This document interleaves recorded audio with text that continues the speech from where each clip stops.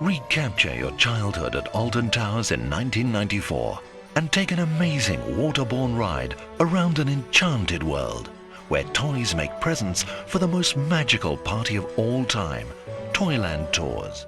Oh, just hearing that brings back so many happy childhood memories. Welcome to Theme Park Worldwide and the next video in our Remembering series. Now, in this video, I'm going to be talking all about one of my absolute favourite attractions as a child growing up, located at Alton Towers. It is, of course, Toyland Tours. What an absolutely incredible ride this was. It was a dark ride that actually opened back in 1994 in the Land of Make-Believe themed area of Alton Towers, and then it stayed all the way through until 2005. Now, Toyland Tours was a completely magical experience, especially if you were a kid. I remember going round on it numerous times in a row every time we went to Alton Towers, which when I was a kid was pretty much every weekend. My parents would take me there. We had season passes for Alton Towers, and I used to just sit on this ride all the time and absolutely love it. I was devastated when it came out in 2005, but you know what? Just looking back on this and filming this video is going to bring back so many happy memories for me, and I'm sure it will a lot of you too. This is the ride that I missed the most at Alton Towers. I think it was such a bad decision, of course, taking this ride out and at the time replacing it in 2006 with Charlie and the Chocolate Factory. The building is now the Alton Towers Dungeon, and the boat ride is actually still used. Now, the boat ride wasn't actually installed for 1994 when Toyland Tours opened. The boat ride actually dates back to 1981, one of the oldest rides at Alton Towers, and back then the building was built for Around the World in 80 Days. Now, that did close to make way for Toyland Tours, and that is the focus of this video. I never got to ride Around the World in 80 Days, but I did ride Toyland Tours so much and I absolutely loved it. So let's get started then. Let's talk through this attraction and what it was all about. As I've mentioned, it was a dark ride. It was a boat ride itself, what you actually sat on and went round this magical toy factory, which was absolutely incredible. Now, what really made this was the fact that this toy factory, everything was just so big inside, and especially if you're a kid sitting on one of these boats going through, everything just felt so much bigger than it actually was. Bear in mind, the scenery was still huge, but it felt massive. If you imagine being a kid riding that, oh, it was an absolutely incredible experience. It started outside with a wonderful facade that was pretty much a bright pink building from what I can remember, and there was also some other colours on there, some blues and other shades of colours, but you know what, it was the big pink building that I'll always remember. Most of the queue line was outside, but it had this music and that was one of my favourite parts of Toyland Tours, and I'm sure it was for many of you too. Of course, let me know your thoughts and favourite memories from Toyland Tours down below in the video comments. But it was walking down that queue line and hearing this music playing that just really made the experience for me. The music at that point was quite subtle, and it really built up throughout the scenes leading up to the grand finale in the ride, which of course I'll get onto in this video. But yeah, just hearing that music for the first time sort of put me in a bit of a daze really as I was walking down the queue line for Toyland Tours. You then made your way inside the building. You've just gone through this like big archway, the Toyland Tours logo, which is made up of like balloons. And also there was like two toy soldiers playing trumpets outside on the facade as well. And you've made your way into this station area, and oh boy, like there was so much to look at. The first thing that you really noticed was this huge like showboats that there was in there. And you actually, that was one of the first things that you stepped onto. You actually went up some steps, crossed over the boat itself, the trough where the boats run, and then of course you're onto this big showboat, which is sort of the loading area. And I remember waiting there in so much excitement every time, because Toyland Tours never really seemed to get massive queues, or at least not when I remember riding it a lot throughout the late 90s early 2000s. But I imagine when it opened it got some big queues, but with it being a pretty high capacity boat ride, you never seem to wait that long for it, or from what I can remember anyway. But you'd obviously normally wait 2 or 3 boats worth, possibly, just on the big boat there, the show boat, which was of course just a static piece of scenery, but it made it feel like you were being transported in a way to getting onto this magical boat for this journey through the toy factory. You could look up into the ceiling in there and it was full of balloons absolutely everywhere, which really just made the overall experience of it. But yeah, on the boat, it's like this paddle steamer, and the wheel was actually turning round. That same boat, that same wheel actually stayed for Charlie Charlie and the Chocolate Factory, and it's still there today in the Alton Towers dungeon. Next time you go in there, you can just make out that. Still the original from Toyland Tours, but of course it has had a lot of repainting and other work done to it over the years. But yeah, back then it was the SS Toyland Tours, that's it, the name of the actual steamboat that was there. Of course, then you made your way onto these boats. Can see up to 9 riders, 3 per row. So, you know, you've got a really good view pretty much wherever you sat on Toyland Tours. But it was always the front that made it for me, because being a kid, you always want to sit at the front, don't you? It didn't really make much difference, to be honest. You could see from everywhere, but sitting there on the front of Toyland Tours was just an incredible experience. Of course, you then left this area where all the balloons are. You're leaving the SS Toyland Tours boat behind and making your way forward now into the first scene of this incredible dark ride. And from what I remember from this, you sort of turn around to the left hand side and the first thing that you see is this ginormous pink elephant. And you might be thinking, what is this? But it was actually known as the helicopter, like an elephant and helicopter put together.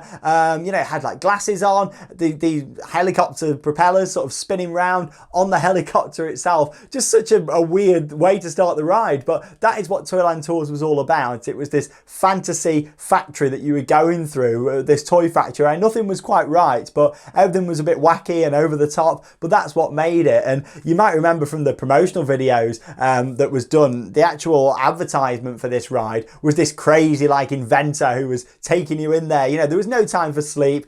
You were going in there to Toyland Tours, and that's what really made it, built up the excitement factor for this ride. But also in this first scene throughout the ride, there was so much to look at all the way around, other than just the helicopter that there was with the, of course, the elephant. It was like the think tank area. Along with that, there was the Snail Electrics. So of course, Scale Electrics were really popular back in the 90s when this was built.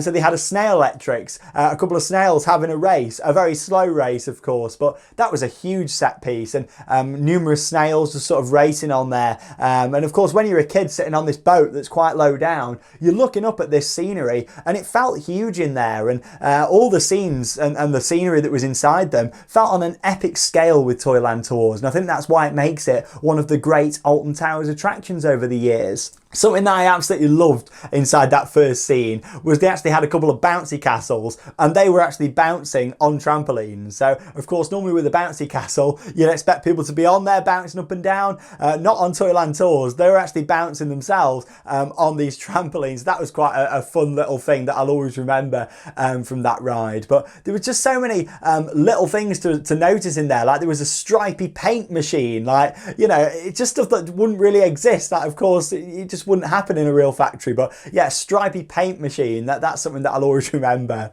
You then made your way round into the second scene. Now this was an open scene, if you like, from the think tank. You sort of went round the corner and then you greeted straight into it. There wasn't like it wasn't hidden away by walls like some of the other scenes later in the ride. It was open and flowed straight into it. But yeah, in this second scene, it was like the production line in this factory. You've got the teddy stuffer that I think was on the right hand side from what I remember, and you were coming around that corner and you actually had some teddies just sat there with this big tube coming from this machine going into their mouths, just filling it with all the stuff in, like, you know, stuff that's just so weird. And if you think about it, it's a bit like, oh, you know, but yeah, they've actually got the teddy stuffing machines in there, which I really made it at the time. You look back on this ride and there was just so much scenery everywhere, and I think that's why so many people at the time, in 2006 when Charlie and the Chocolate Factory opened, a lot of people were disappointed, because a lot of the theming that Toyland Tours had are gone, and kind of, yeah, we expect to go in there and it'd be full, lots to look at, but there wasn't, unfortunately, with Charlie and the Chocolate Factory. But I'll come more onto that later in the video. Also in there, you had the pretty much iconic dolly mixtures machine, which was incredible. So you've got these dolly mixtures actually coming out, appearing out of the machine, and then going back in again and keep going round and round on a loop. But yeah, that was something that I'll always remember, the dolly mixtures in there. Then first couple of scenes though on the ride were incredible, and the scale of the set pieces was brilliant, and that was set to continue throughout the rest of the attraction. It's then time for your bath time. Now in Toyland Tours, you know, everything's quite wacky, everything's different. That was the same with this. Of course, you're traveling along on your boat, and you're actually entering into this room what's full of bubbles, full of giant fish, ducks. There was a couple of big taps and a plug hole on the wall from what I can remember. But the fun thing I remember from this from being a kid, and I'm sure a lot of you can relate to this as well, was the actual fountains that went over. So you had like the fish with the fountain in the mouths, and then of course it would go straight over the boat. So it was always really good fun because you used to feel quite a bit of sprinkle coming off that, and yeah, it was just a laugh with it. You know, just want to go back to the soundtrack with this. I mean, by this point, you know, you've got like this bubbly version of the soundtrack, still keeping that iconic, you know, da da da da da da tune throughout, but it varies all throughout the attraction, and that is something that I really enjoyed on this ride. I think without the soundtrack, I wouldn't have had the fond memories as much as I do with Toyland Tours, but yeah, the music really added to the experience. It really did. You're going out of the bathroom scene, and then you start to hear like ding ding in the distance because you're coming up to Sonic the Hedgehog. Now, this was like a games room, if you like. There was all sorts of screens on the walls from what I can remember, a couple of TVs hanging up, projectors. Sonic himself was there, and he was standing on like a controller, which was pretty awesome. There was a few different controllers in there. It was only a small scene, but again, I'll always remember the lights up in the hanging down from the ceiling. They were like fluorescent lights that were in the shape of the rings, of course, the gold rings from Sonic. And then, of course, with the soundtrack, you had the sound of the rings, and you could just hear that when you're going through the bathroom, and you knew that that was coming around the corner. So that was always quite a cool little effect with that. But of course, Sonic then pretty much went out of date, and then it's quite interesting, really, how Sonic came back to Alton Towers in a different form back in 2010 with Sonic Spinball, when Sonic got reborn by Sega, and then of course that came in, which was quite interesting. But yeah, I'll always remember that Sonic scene in Toyland Tours. At this point, you've just kind of gone past the halfway point for the ride.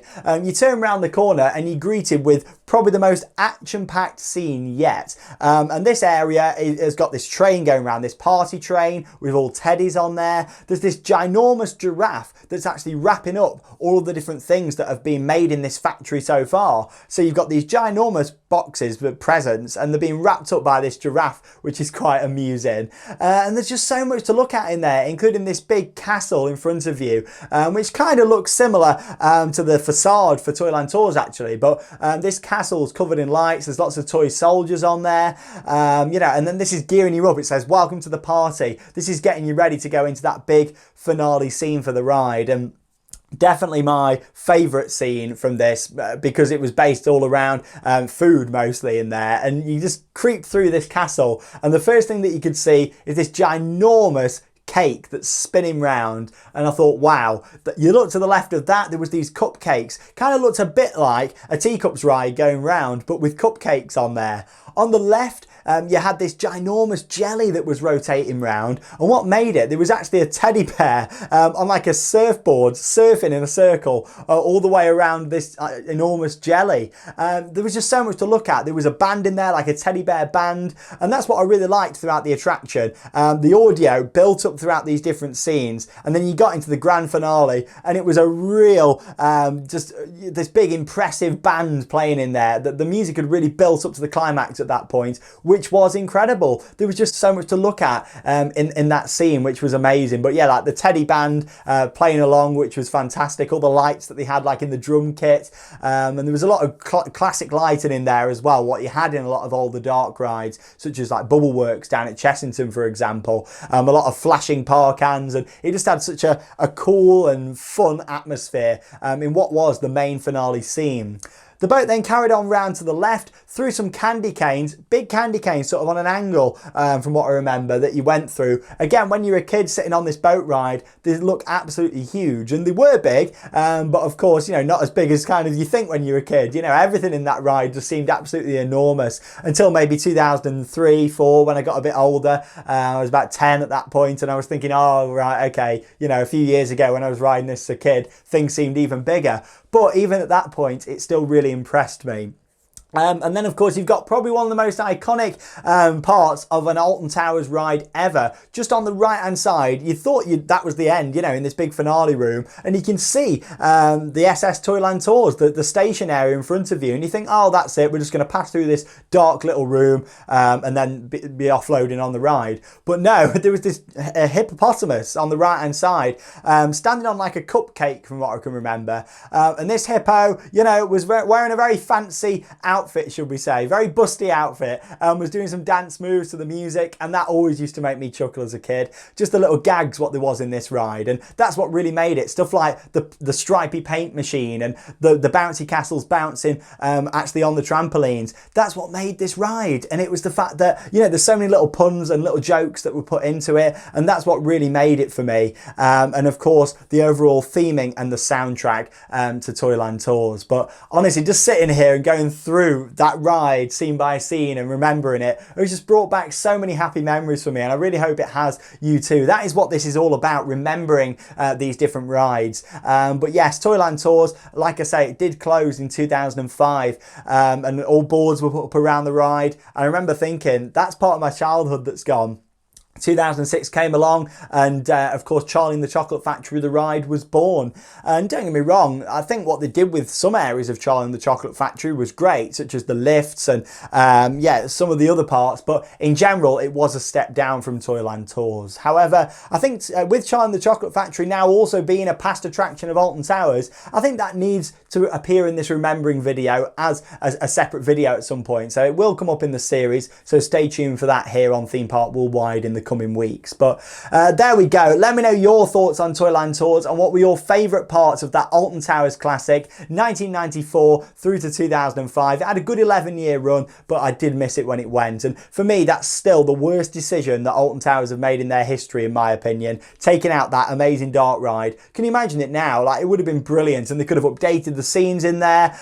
You know, of course, with Sonic the Hedgehog, that would have come back into it, wouldn't it, from 2010? So, you know, I honestly think that's the worst decision Alton Towers have made in the past. But maybe you disagree, maybe you think it was a poor ride, maybe you enjoyed other rides more, maybe you went on Around the World in 80 Days, you know, since that opened back in 1981 and got to experience that before. Let me know your thoughts down below in the video comments. And thank you very much for joining me for another episode, another remembering video here on the channel. Check out the Remembering Rides playlist that's available here on the channel. I've not filmed one of these for quite a while, but now we're in 2021, there's going to be more of these coming for you all to look forward to.